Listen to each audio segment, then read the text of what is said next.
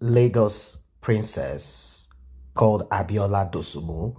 She has a chieftaincy title of the Erelu Kuti 4 of Lagos State. She has said that the desecration of the palace of the Oba of Lagos was inevitable because the rulers failed in their responsibilities to the people. You saw the videos that went viral. Young people there, they were screaming and shouting, "We don't chop everything. We have disrupted everything. Who is Oba of Lagos?"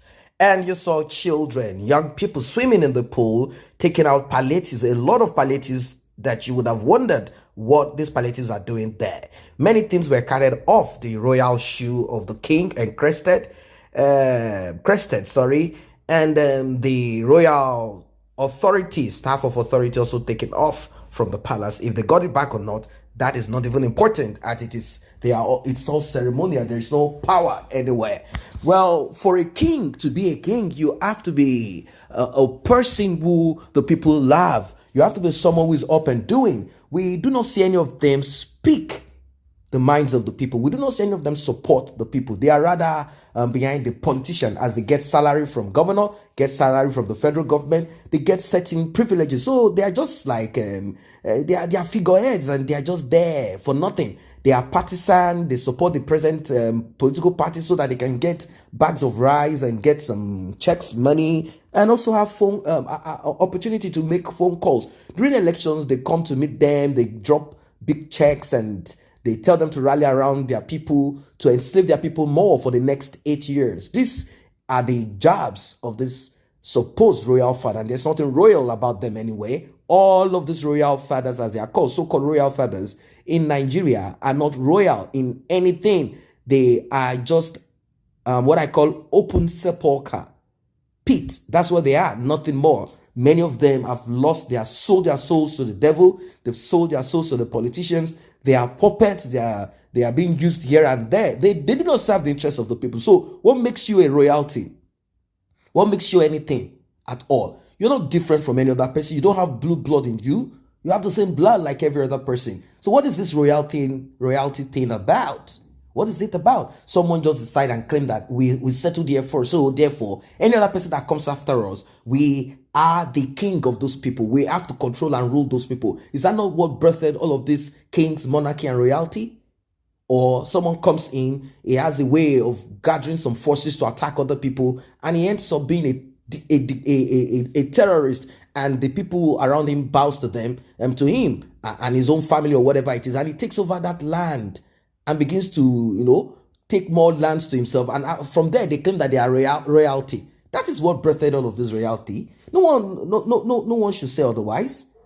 If you have any history to tell me how is it possible for one person to come up and say, "I'm the king," then in some cases, people gathered together and said, "Okay, we want this person, this particular people, to be the king, so that we have a voice." These things do happen, but they are very rare. So on Wednesday, the palace of the Lagos traditional ruler Oba Erelu Akeolu was invaded and ransacked. The king escaped, but he ran away without taking his staff of authority. That's it. So other places in the palace were looted. If we want to use the word looted, being that it's a private property, so we want to use the word looted. But the people simply went there to take the palliatives that belongs to them, that were kept there as a result of the bromance or whatever it is that the king has with politicians. Now, reacting to this, the traditional ruler, during an appearance on Arise TV on Saturday, called for economic and vocational measures to alleviate the suffering of the poor following the attack. She said, they didn't touch any other building in Lagos Island, only the Oba's palace. That is a direct message. Something was bound to happen. Something was bound to give. I could see the hunger. We, the parents and leaders, have failed. We have neglected our children. A lot of them are jobless. They are hungry.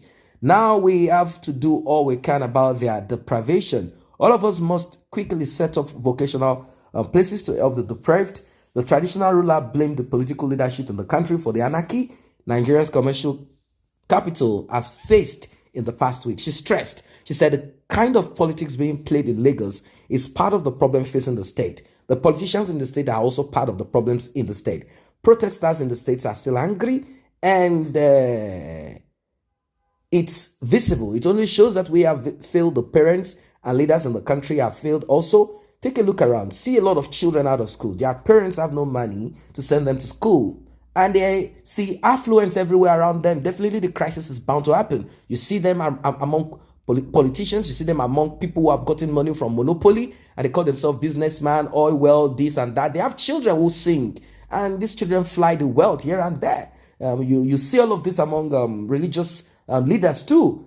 She expressed a lot of people are jobless and hundreds of children are out of school, and the system isn't favorable to them because there are hikes in prices of fuel, which affects everything, particularly the people who are suffering.